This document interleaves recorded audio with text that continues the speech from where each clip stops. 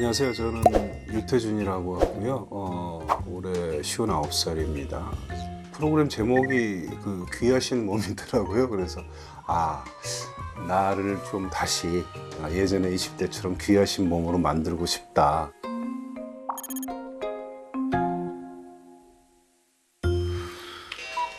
평일 아침 7시 30분.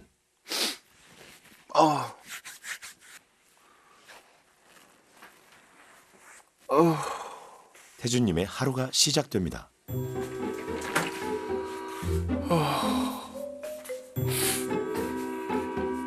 혼자 사는 태준님.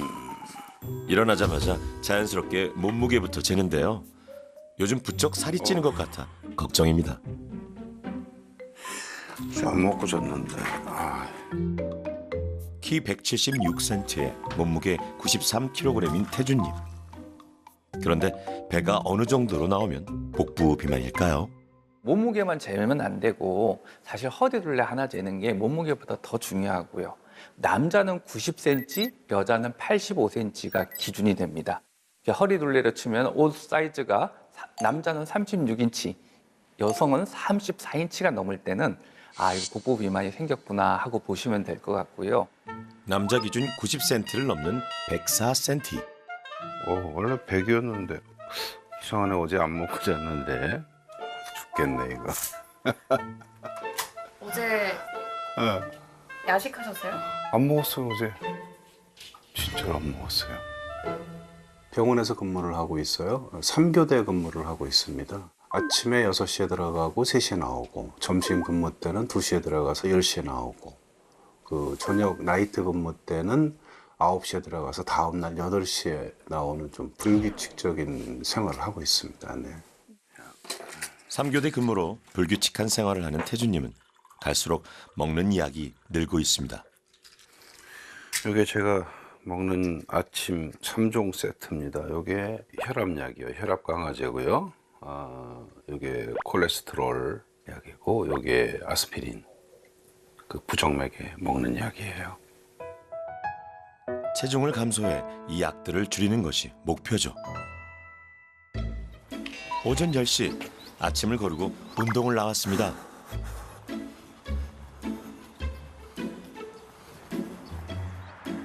그런데 공복이라 그런지 금세 기운이 빠지네요. 태준님은 오랫동안 간헐적 단식을 반복하고 있는데요. 3일 단식을 하고 나면 그 다음에 이제 16시간 간헐적 단식을 들어가죠. 그렇게 해서 한 일주일에서 열흘 정도 하면 4, 5kg 정도가 빠져요. 근데 이제 운동을 못 하죠. 기운이 없으니까. 이제 그때 잘 주저앉아요. 운동을 마치고 돌아온 오전 10시 반. 오늘은 오후 근무를 하는 날이라서 이제야 출근 준비를 하는데요. 거울 앞에 앉으면 자꾸 배가 눈에 거슬립니다. 바지가 이게 살이 찌고 나서 좀 산 거이긴 한데, 이 칸이 보통 한 2칸까지 이제 했었는데 요즘은 한 칸으로도 이렇게 밀릴 때가 있어요.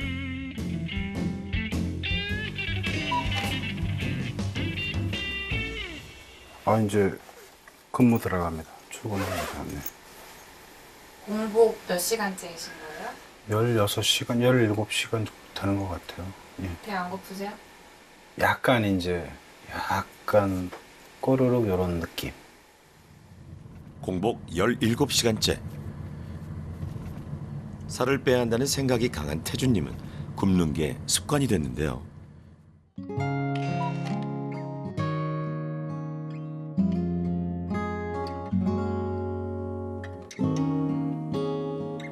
밤 10시 드디어 퇴근입니다. 오후 근무 중 먹은 거라곤 쿠키와 사과 몇 조각.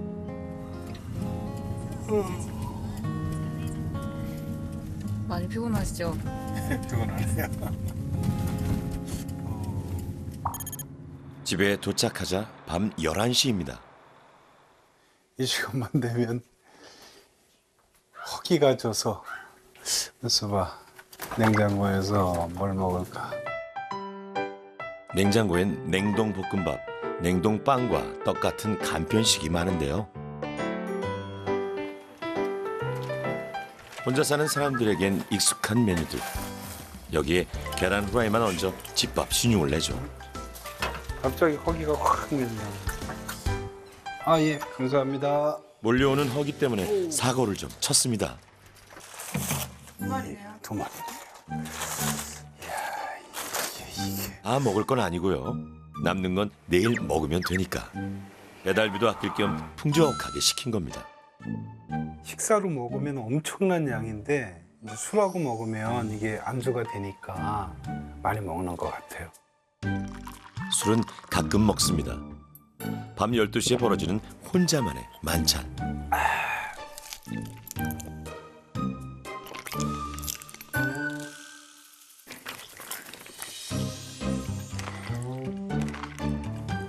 공복 뒤 참을 수 없이 밀려오는 허기 때문에 그동안 반복되는 요요 현상을 겪었습니다. 어쩌면 지금 배고픔보다 견디기 힘든 것은 마음의 허기일지도 모릅니다. 행복하세요? 네, 좋아요. 어우, 더 나온 것 같은데 아까보다?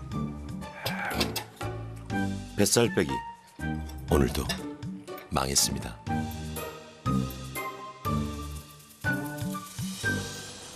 며칠 후 태준님이 병원을 찾았습니다. 현재 건강 상태를 확인하기 위해 복부 CT와 혈액 검사, 체성분 분석 등이 이루어졌습니다. 그 복부 CT를 찍어 보셨는데 네. 뱃살이 너무 심하세요. 그래서 이거 한번 같이 한번 보시면은 내장 지방이 너무 많아요. 아, 네. 체지방은 크게 피부에 쌓인 피하 지방과 뱃속 내장 지방으로 이루어집니다. 내장 지방의 면적이 100제곱센티가 넘으면 질병 위험이 높다고 보는데요. 태준님은 무려 193제곱센티.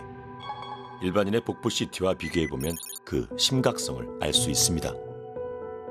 지금 딱 경계예요. 경계에서 예, 혈당이 127 정도 나오시고 이래가지고 지금 이제 나이가 58세시라서 1년, 2년, 60대 넘으시면은 분명히 당뇨병 올 겁니다. 고혈압이 있고 부정맥이 있고 고지혈증이 있으신 분이 당뇨까지 오면은 사망률이 높아지겠죠.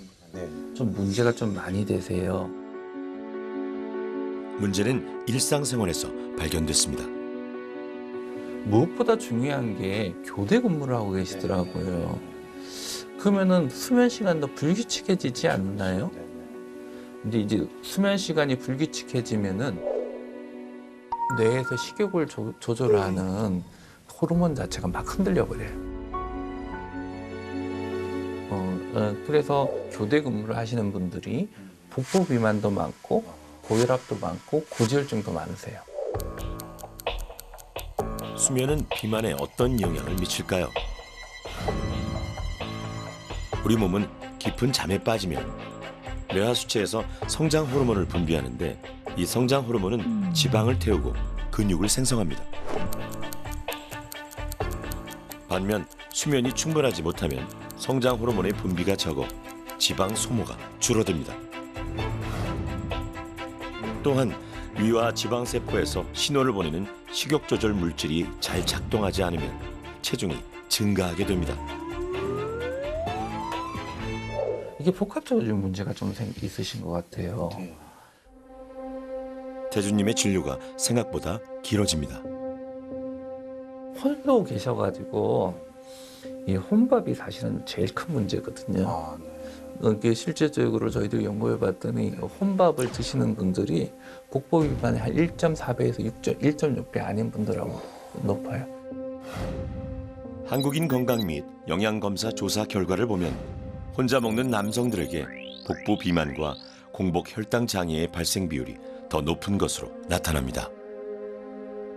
혼밥이란 자체, 그러니까 혼자 먹어서 살이 찐다 좀 이상하잖아요.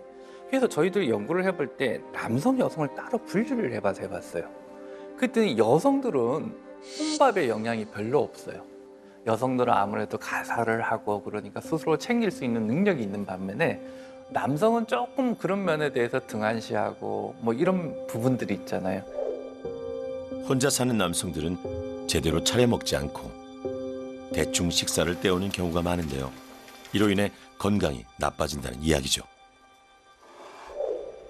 태주님이 반복해온 간헐적 단식은 괜찮을까요? 사실 사람들이 살 빼려고 나 오늘부터 살 뺄게 하루 한 끼 먹는 사람들이 있어요. 근데 한 달 동안 통계를 내보면은 사실은 세 끼 먹을 때가 차이가 별로 없어요. 두 끼를 굶어서 우리 몸에 공복을 유발하는 호르몬이 잔뜩 나와 있는데 네. 그때 음식을 먹으면 어떻게 될까요? 막 그냥 수용을.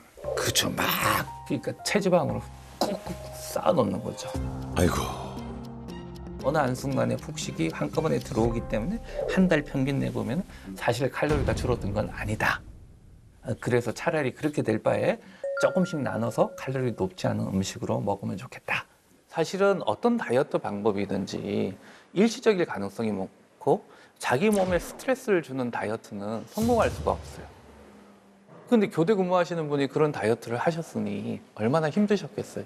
저는 많은 환자들을 진료해왔는데 30년 가까이 돼가죠. 그 많았던 환자 중에 그런 다이어트에서 성공하는 사람 별로 못 봤고 그런 다이어트 계속 하다가 안 되니까 오신 분들만 보고 있어요.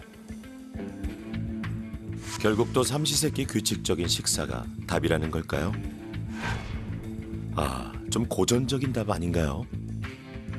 새끼 먹으라고 그래서 뭐 기름진 음식에 기름 범벅을 만들어 먹으라는 이야기는 전혀 아닌 건 당연하잖아요. 그렇죠? 그래서 칼로리를 목표치를 정하고 그걸 갖다 잘 분배해서 굶었을 때 나오는 호르몬의 분비를 억제시켜주고 마음 편하게 해주는 방법이 살 빼는데 제일 효과 있더라고요. 저 같은 사람이 보기에는 탄수화물의 전쟁이라는 표현이 좀 잘못됐다고 보여요. 정확하게 이야기하자면 당과의 전쟁으로 보셔야 돼요. 세계보건기구도 당과의 전쟁을 이야기한 거죠. 당, 그러니까 설탕, 과당 같은 것들이 어떤 문제가 있느냐. 먹고 나면요, 순간적으로 피 속에 있는 혈당을 확 높이게 되죠. 흡수가 되니까. 높아지는 걸 좀 떨구기 위해서 우리가 인슐린이라는 것을 췌장에서 분비해서 이걸 떨어뜨려야 돼요. 그러니까 인슐린이 계속 많이 분비가 되고 고인슐린 혈증이 되고 나면은 그때쯤 단계쯤 되면은 당뇨병이 오고 심혈관 질환의 위험이 없고 그 다음에 암 발생의 위험이 같이 높아지게 돼요. 정제되지 않은 형태의 혈당을 빨리 높이지 않는 그런 탄수화물을 먹으라는 이야기예요. 흰쌀밥보다는 잡곡, 흰빵보다는 호밀빵이나 통밀빵 이런 형태로 탄수화물로 50%를 채워주시면은 오래 살고 그런 질병의 위험도 줄어들고 여러 효과를 얻을 수 있지 않겠어요? 먼저 굶지 않고 뱃살을 빼기 위해 영양 처방을 받습니다. 이제 한 끼 식사 드시더라도 골고루 드신다라고 생각을 해주시면 될 것 같아요. 제가 칼로리를 정해드렸죠. 네. 그 칼로리만큼 드시게 되는 거예요. 6명이 기존에 먹던 하루 칼로리 양을 측정한 후 300에서 500kcal를 줄였습니다. 하루 500kcal를 줄일 경우 보통 일주일에 약 0.5kg 정도 체중이 감량되는데요. 건강한 다이어트를 위해 탄수화물, 단백질, 지방을 골고루 섭취하도록 했습니다. 이 고구마 같은 경우에는 다이어트 식품이라 생각하시고 막 이렇게 많이 드시는 분들이 굉장히 많으신데 이걸 보시면 이 고구마 반 개 정도 드시면 밥을 3분의 1 공기 드시는 거랑 같으십니다. 네. 밥 대신에 3분의 2 공기 대신에 내가 식빵을 드시겠다 그러시면 식빵 2쪽 드시면 되는 거예요. 기막힐 뿐입니다. 고기일 경우에는 40g이 1입니다. 그게 다예요? 말도 안 돼. 충격적인 네. 양일 수 있으실 텐데 삼겹살 기준으로 만약에 뭐 기본적으로. 3쪽 말도 안 돼. 충격적이다. 우리 그럼 얼마나 게 먹고 없어. 다닐 거야? 참치 통조림도 참치 통조림 고지방이에요? 이게? 따보시면 기름이 기름. 네, 기름 엄청 따면 쫙 빼고 빼고 먹는 먹는데. 기름은 빼고 먹는데 그래도 이번 기회에 다이어트 못지않게 건강한 식습관을 익히는 것도 목표입니다. 세상을 다 잃으셨어, 표정이. 바나나 하나 드셨으면 오늘 하루 먹은 과일은 다 드신 거예요. 그렇기 때문에 그동안에 필요 이상으로 많이 드셨다라고 생각을 해주시면 될 것 같아요. 와, 이거 실천할 수 있을까요? 여기서 한 200만 더 올리면 갑자기.